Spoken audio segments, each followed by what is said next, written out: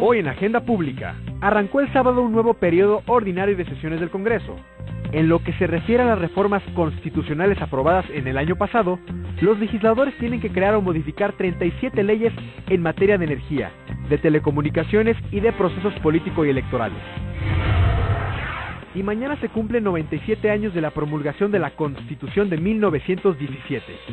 A 3 años de la conmemoración de su centenario, ya empezó el debate para definir en qué se parece la Constitución de hoy a la que celebramos en su cumpleaños cada 5 de febrero. En estas vísperas del Día de la Constitución, como una señal de la necesidad de reconstituir los poderes constitucionales y el tejido social en zonas golpeadas por la violencia criminal, el presidente Peña Nieto anunció un plan integral para Michoacán. De esto y otras cosas hablaremos hoy en la Agenda Pública y los libros, el programa para discutir las publicaciones y los procesos de comunicación.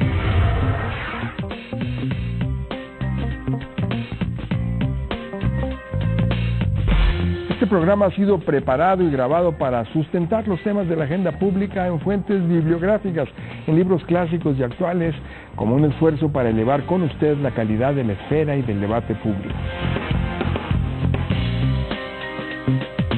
Yo soy José Carreño Carlón y para discutir los temas de la semana en los libros nos acompañan invitados de lujo, el ministro de la Suprema Corte de Justicia, doctor José Ramón Cosío, académico del ITAM y autor del Fondo de Cultura Económica. Bienvenido, José Ramón, qué gusto que estés con nosotros.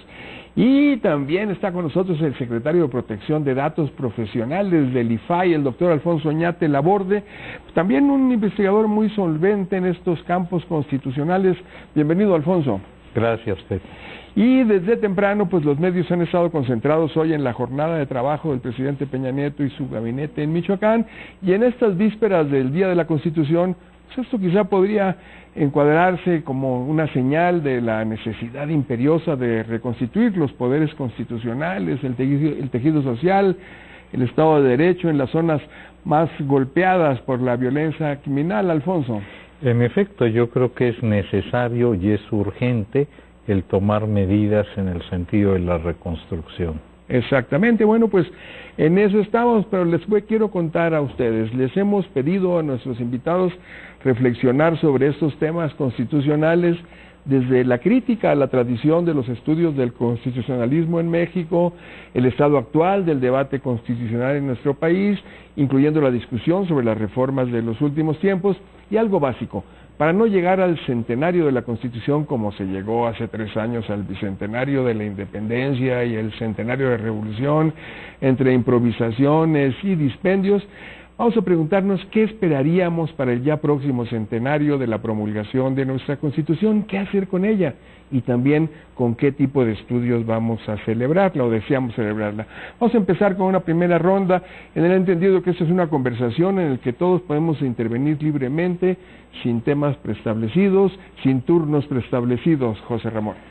Pues en primer lugar, muchas gracias por la invitación. Creo que es muy oportuno reflexionar sobre la Constitución a 3 años efectivamente de que se esté celebrando su centenario y también hacerlo en este momento donde pues el país, como lo acabas de mencionar, está viviendo una situación complicada en diversos aspectos institucionales. Yo como reflexión general diría que dentro de estos casi 100 años, los 97 que tiene en vigencia la Constitución, realmente como un concepto general nos la hemos tomado poco en serio.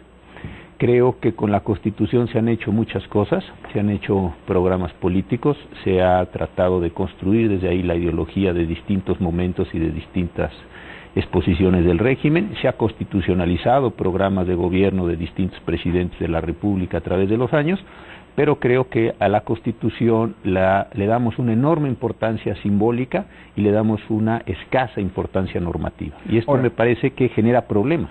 Pero los estudios académicos de alguna manera han acompañado ese sesgo, esa distorsión de que hablas. Yo creo que sí, buena parte de los estudios, durante muchos años se habló de la Constitución como la emanación de una revolución, la Constitución como la ideologización de la Revolución Mexicana, en esa dialéctica independencia, reforma, revolución. Se dijo que la Constitución contenía decisiones políticas fundamentales o que contenía los factores reales de poder, pero me parece que se ha trabajado poco en el sentido de entender que la Constitución es antes que nada una norma de conducta, es una norma jurídica, son reglas del juego y que los actores tienen que someterse a esas reglas más que estarlas transformando cada vez que les parezca que el juego o la mesa del juego, para seguir con esta analogía, les ha quedado chica. Alfonso, yo creo que ese es el estado del debate de la Constitución, de alguna manera lo describe el ministro Cosío, pero ¿cuál es tu perspectiva? Bueno, yo creo que en un principio, en los años inmediatamente posteriores a la Constitución, hubo un debate que, si bien es cierto, tenía como objeto el descalificar a la nueva Constitución. Pensemos en la obra de Vera Estañol, que era un ataque frontal a la Constitución. Luego se siguió una senda en donde se seguía fundamentalmente celebrando aquellos textos que resultaban innovadores con respecto a otras constituciones, o incluso en este modo celebratorio se decía que la Constitución de Weimar seguía en algunos aspectos la Constitución mexicana, y poco se encargaban los constitucionalistas de ver realmente si era funcional o no la Constitución. Y ahí surge una de las cuestiones que apuntaba ya el ministro. No se hacían los cambios en la funcionalidad de la Constitución, se tenía una especie de fetichismo hacia el texto constitucional y se buscaban otras medidas para hacerlo operante. Pensemos, por ejemplo, el caso de cómo la materia laboral deja de ser una cuestión federalista y se le busca una solución sui generis que después se vería en el campo educativo o en el campo de la salud algo similar. Entonces se da una dicotomía: por un lado un gran respeto al texto y se buscan soluciones distantes del texto, pero por el otro se puede reformar con una gran facilidad, con una gran ductilidad. Bueno, por fortuna el debate ya está en la academia, está también ya en las publicaciones culturales. Por ejemplo, la revista Nexos, la de este mes, trae pues más de media docena de artículos con diagnósticos graves de lo que ha sido y sobre el estado actual de la Constitución, así como con propuestas sobre qué hacer con ella, con miras a su centenario. Y hay otras publicaciones como el suplemento de Reforma, pero en general se alude al carácter simbólico, como decía el ministro Cosío, de la Constitución, a su carácter programático, como expresión de ideales populares, de acuerdos políticos fundamentales. Y esto es lo que cuestiona precisamente el ministro Cosío en su texto de Nexos, muy recomendable. Se trata, dice, de tratamientos no jurídicos en los que se deja de lado el análisis de la Constitución como un texto jurídico normativo para regular conductas que pues, inciden en la vida personal de las personas comunes, en condiciones laborales, de negocios, etcétera. José Ramón, para no malinterpretar tu texto, descríbenos. Yo lo que trataba de mostrar en este texto, precisamente previendo los 3 años, creo que debemos ser muy cautos en lo que debemos celebrar, por decirlo de esta forma, a la Constitución. Si lo que vamos a celebrar a la Constitución es nuevamente esta dialéctica recurrente, además muy simplona, de la vida nacional, una especie de tesis en donde estaba la independencia, luego el movimiento de la Reforma, luego el movimiento de la Revolución, y que toda la historia nacional prácticamente está contenida en esta fórmula, pues a mí me parece que el país no se aviene a esto. Entiendo que tuvo una función política, social, tuvo una función de reconstrucción de régimen, tuvo consensual, desde luego, tuvo una función que no es despreciable, pero me parece que en un Estado tan complejo, tan plural, con tantas divergencias, y desde luego asentar una sólida base democrática, con todos los problemas que esto pueda tener, seguir suponiendo que la Constitución es eso, pues no. En segundo lugar, me parece que tampoco se puede entender que la Constitución es un patrimonio de la clase política, en el sentido de que son las decisiones políticas fundamentales que ellos, la clase política, establece, elige y pone. Tampoco me parece que pueda verse la Constitución simplemente como el lugar donde se formalizan los pactos o los acuerdos políticos. Insisto, creo que uno de los déficits más importantes de la cultura jurídica nacional, es dejar de ver a la Constitución como norma. Porque si la vemos como norma, tenemos que entender que a partir de la Constitución hay que legislar, y legislar bien para que esa Constitución se desarrolle. Hay que generar normas reglamentarias, hay que introducir procesos, hay que establecer sanciones, es decir, lo que tradicionalmente se llama, y desde hace ya varios siglos, un Estado de Derecho con base en la Constitución. Entonces creo que olvidarnos de este sentido ha sido extraordinariamente dañino, porque entonces parece que la Constitución es algo completamente disponible. Sí es, pero también hay una serie de textos en este debate que se ha abierto en que hay verdaderos catálogos de las contrahechuras acumuladas en nuestro texto constitucional en sus casi 100 años. Dislexias las llama el director del Instituto de Investigaciones Jurídicas de la UNAM, Héctor Cisierro, en este mismo número de Nexos, y abundan las propuestas para renovarla, reordenarla, reducirla, o de plano, como lo plantea el académico Miguel Carbonell, ¿por qué no una nueva Constitución, Alfonso? Bueno, yo creo que antes de abocarnos a esta pregunta, que sin lugar a dudas es importante y ha estado en el ambiente de un tiempo a la fecha, lo que conviene hacer es, tal como lo decía el ministro Cosío, tomarnos a la Constitución en serio, no como un texto, no como un libro, no como un fluir de ideas que se les busca congruentes con todo el devenir histórico de nuestro país, sino qué es lo que está funcionando y qué es lo que no funciona. Tratar de diagnosticar si las soluciones son de tipo normativo o, por el contrario, de instrumentación y de implementación. Creo que ese es uno de los grandes males que hemos tenido, el pensar que el cambiar una norma automáticamente va a producir cambios a nivel de la realidad social. Y lo que no nos damos cuenta es que es la implementación lo que ha fallado. Tenemos casos innumerables, y me refiero quizás a los más recientes. El caso de la justicia para adolescentes, un verdadero desastre. Se logró la reforma constitucional, pero lo que no se logró fue la implementación a nivel de legislación secundaria, menos aún a nivel de instituciones. Otra cosa similar podría suceder en el caso de la tan traída y llevada reforma penal, que trata de llegar a un sistema penal de corte acusatorio y adversarial, y que hemos visto que no obstante el periodo de 8 años establecido en la propia reforma, estamos dando tumbos y tropiezos en la instrumentación de la misma, no tenemos a los operadores capaces de llevarla a buen puerto.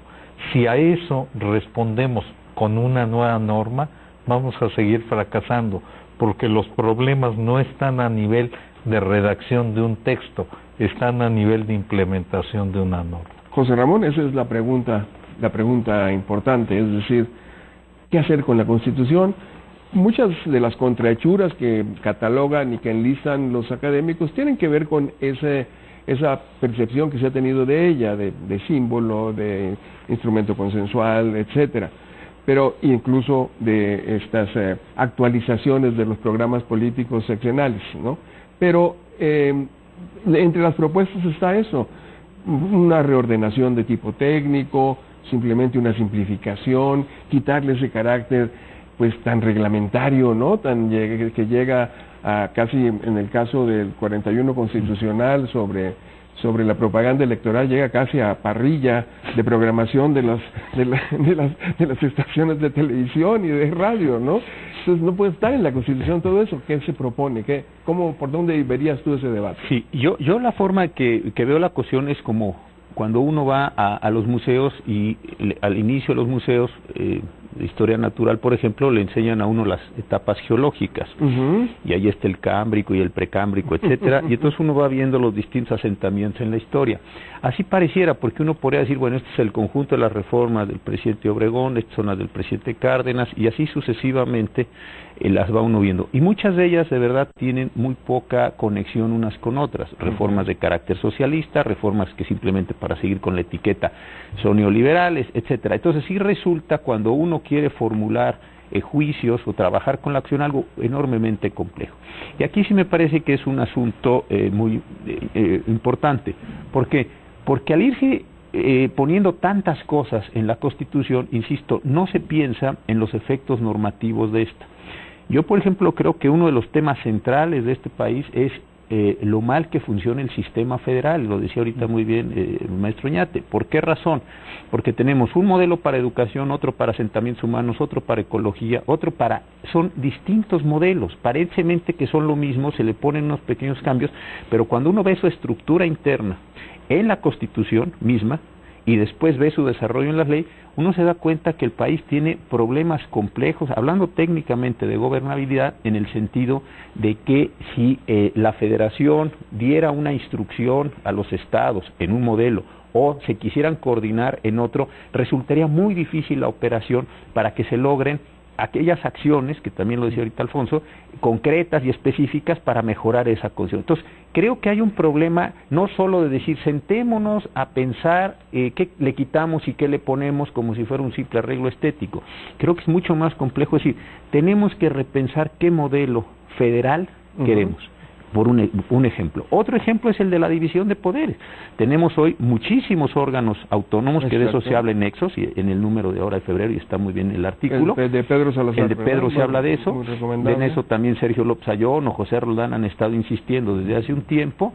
Adicionalmente, dentro de una Secretaría de Estado, una enorme cantidad de institutos, comisiones, comités, etcétera, donde resulta muy difícil la operación. Entonces, si uno ve el eje vertical, por decirlo así, división de poderes, la verdad, el sistema federal está muy fragmentado. Y si uno lo viera horizontalmente, en una visión tradicional, división de poderes, también resulta muy difícil la operación. Entonces, creo que antes de decir simplemente qué le quitamos, qué le ponemos, queremos reelección, no queremos reelección, habría que concebir, o que parezca esto demasiado grande, pero habría que concebir el modelo. Esta es una preocupación que yo tengo, porque si no vamos a repetir con otro lenguaje, y a lo mejor sí, con toda razón, en menos palabras, o con otra, o a base de principios, en fin, de otra forma, lo mismo, y creo que sería un grave error. Pues muy buenas llamado de alerta. Nos vamos a ir a un corte para volver con los temas de las pláticas de usted y los suyos. Eso es la agenda pública. Volvemos.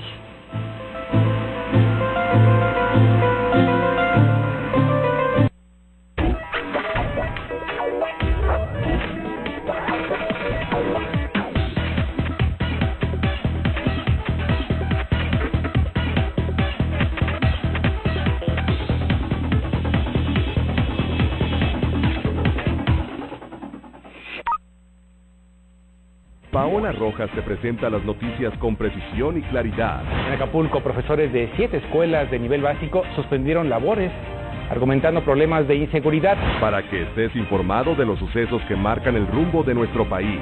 A las 3, lunes a viernes 3 de la tarde, Foro TV. Aquí nos vemos. Estamos contigo en la salud y en la enfermedad.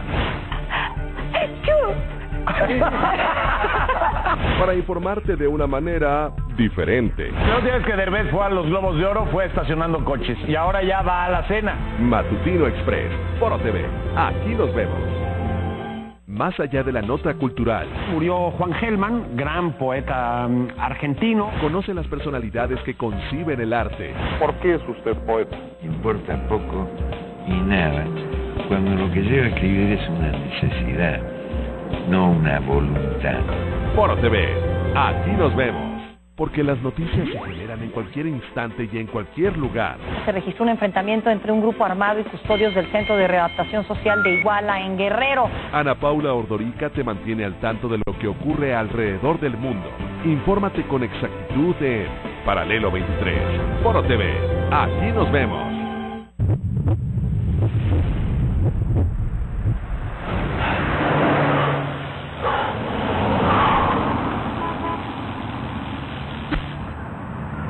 Ahí la llevo, poco a poco estoy cumpliendo mis propósitos de año nuevo. Elige estar bien, ¡muévete!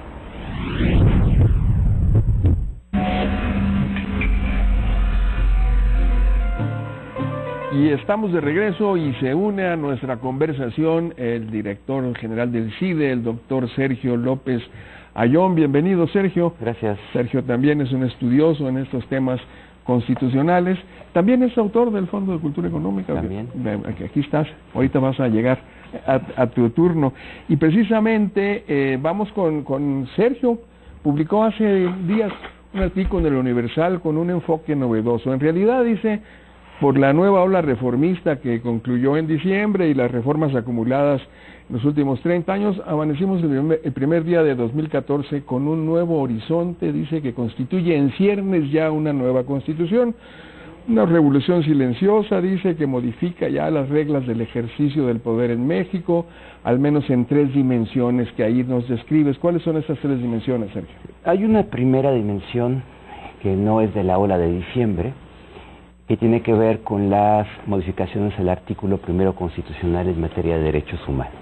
¿Por qué? Porque cambia todas las coordenadas con las cuales se habían venido incorporando, interpretando, aplicando los derechos fundamentales. Entonces me parece que ahí hay un primer elemento.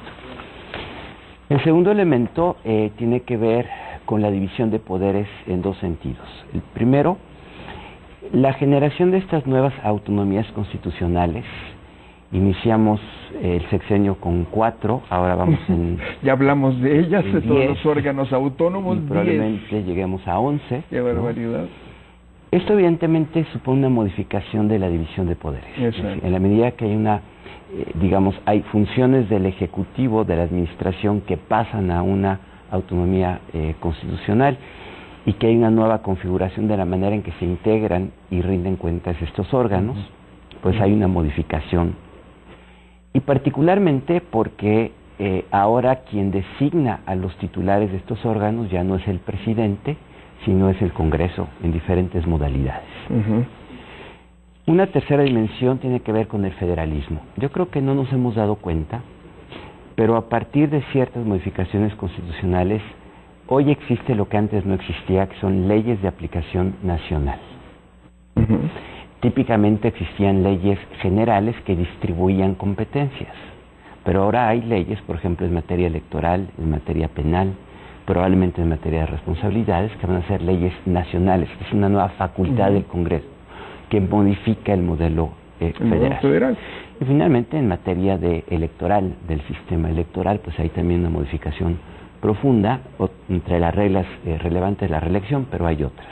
El ministro Cosío se refería ya justamente a este tema, a la necesidad de reordenar todas estas normas que han alterado el régimen federal, ¿no? Sí, yo coincido con lo que dice Sergio, pero si ustedes observan con cuidado lo que hace la Suprema Corte de Justicia, yo creo que alrededor del 90% de su trabajo es estar ajustando el régimen de competencias, federación, estados, vía controversias constitucionales, acciones e inclusive amparos. Que también es una novedad de los últimos 30 años, las controversias. También es una novedad. ¿No? Es decir, son de 96, 95. De 95. Sí. Pero lo que hace la Corte mucho, inclusive en los amparos, es estar ajustando el sistema competencial. No está mal. El problema es el volumen. ¿Por qué? Porque uno indica que hay poca ordenación, poca racionalidad, por decirlo así, en el sistema. Lo que está diciendo Sergio, que tiene toda la razón, es un nuevo complemento. Nosotros tenemos cuestiones que son coordinadas, cuestiones que son conferidas, cuestiones que son propias. Es decir, hay una red de cuestiones y a estas se agregan las que dice Sergio, que me parece, no critico la solución, simplemente que desordena más el sistema federal. Muy bien, pero es día de la agenda pública en los libros, y a propósito de estos cambios acumulados en las últimas décadas de que habla Sergio, está este libro del nacionalismo al neoliberalismo, coordinado por Elisa Servini, publicado por el Fondo de Cultura Económica, con un artículo sobre la modernización del sistema jurídico 70-2000, escrito aquí por Sergio López Ayón y Héctor Fix Fierro. ¿Qué proponen ahí? Pues que hay 2 grandes vías, ¿no?, de modernización, la parte nacionalista hasta 70. ¿De 70?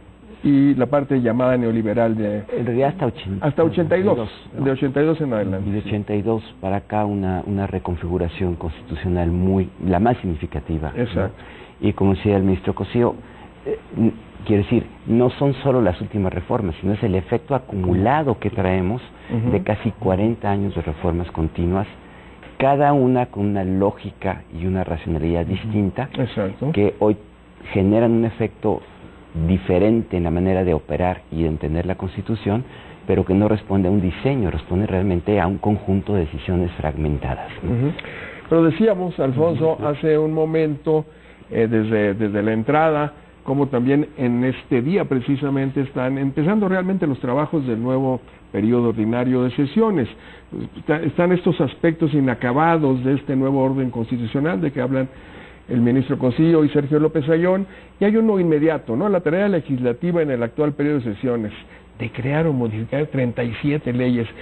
En conjunto hay como 50 dictámenes, 17 en materia energética, 11 en el área política y electoral, 9 en telecomunicaciones, y estas deberán concluir en poco más de un mes. Algunas de ellas tienen, las de telecomunicaciones, desde luego.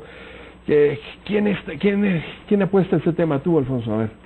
Bueno, yo creo que uno de los problemas que necesariamente va a tener que enfrentar el legislativo, y no sé en qué forma lo haga, menos aún pudiera yo saber si va a ser satisfactoria o no la manera en que lo enfrente, es la tarea que hacen los tribunales constitucionales. Siempre vamos a oír que hacen una interpretación sistemática, integral y armónica. Pero vamos a ver el problema que tiene ante sí el legislador. Van a estar legislando ese número de leyes secundarias que tienen orígenes distintos, que obedecen no solo a plumas distintas, sino objetivos diversos, y que normalmente es muy difícil su armonización. Esta armonización que van a tener que hacer eventualmente los tribunales va a ser más complicada, porque no hay a nivel del legislativo quien se encargue de ver si estas piezas del rompecabezas, para hacer una alusión coloquial, son realmente ensamblables. Y luego el problema es el de los órganos aplicadores, de que no pueden realmente darle una coherencia que no tuvieron los textos desde el inicio. Pero insisto, es martes de la agenda pública en los libros, y en este tema de la semana sobre el aniversario de la Constitución, sobre el estado actual del debate constitucional en México, empezamos con el análisis de esta obra, inicialmente producto de un aniversario de la Constitución. Fue su cumpleaños 75, en 1967, nada menos que el año previo a la represión del 68, ¿no? Por lo que el título resultó pues muy pronto paradójico: los derechos del pueblo mexicano, México a través de sus constituciones. Se llamó, publicada por la Cámara de Diputados. De entonces, Alfonso, tú propusiste analizar esta colección. Bueno, yo creo que es una obra que bien amerita el asomarse a ella por múltiples motivos. Es una obra, diría yo, de alcances enciclopédicos, por lo menos así se plantea. Busca, por un lado, un hilo conductor de toda la historia de México, desde la Constitución de Cádiz, pasando por la de Apatzingán, tratando de ver que hay un continuo. Esto creo que cualquier análisis serio lo echaría por tierra, pero eso es lo que se propone la obra. Se encarga de ver antecedentes artículo por artículo, que es a partir de la de 17. De la de 17, pero es una cosa muy interesante porque, por ejemplo, en la primera edición no se incluye el periodo del imperio de Maximiliano. En aquel entonces no era parte de la historia de México, estaba mal visto. Ya en ediciones posteriores se incluyó. La otra cuestión que es interesante es que tiene por primera vez una parte de derecho comparado, en donde se trata de situar en el contexto internacional a los artículos de la Constitución. Una de las críticas que yo me atrevería a hacer es a ese análisis artículo por artículo, que creo que pierde en buena parte el carácter que tiene la Constitución. Sin embargo, digno es de mencionar que es un esfuerzo loable, digamos, en donde por primera vez, y es una obra también que se convirtió en seminal, porque a partir de ella se hicieron otras, por ejemplo, del Poder Judicial, sobre la interpretación de la Corte de la Constitución, siguiendo un poco el mismo formato. Y la prueba de lo útil, entre comillas, que ha resultado la obra, es que hasta el año 2012 se ha venido reformando. 8 ediciones hasta 2012, y esta última con una versión digital para ir facilitando precisamente los cambios pues que se van dando cada sexenio. Sí, José Ramón, medio minuto. Simplemente decir, yo creo que esta es una obra que hoy, coincido en mucho de lo que dice Alfonso, pero cuando la plantea Octavio Hernández en el año 66, yo creo que fue un momento también donde estaba rompiéndose cierto provincianismo que teníamos. Exacto. Porque estaba el libro de Lanzuret, estaba el libro de Tena, estaba incipientemente el libro de Burgoa, así había pocos libros de derecho. Entonces creo que haber juntado en una sola edición todos estos elementos, creo que es parte de la forma en la que estaban tratándose de salir, por paradójico que parezca, de el encasillamiento jurídico que se vivía en ese momento. Muy bien, esta edición es de Miguel Ángel Purrúa. Antes de irnos les anunciamos que el próximo jueves vamos a continuar con estos temas constitucionales y con estos mismos invitados que han aceptado acompañarnos también pasado mañana. Muchísimas gracias, muchas gracias José Ramón, muchas gracias Sergio, muchas gracias Alfonso, muchas gracias a ustedes por acompañarnos hoy. Buenas noches y buena suerte.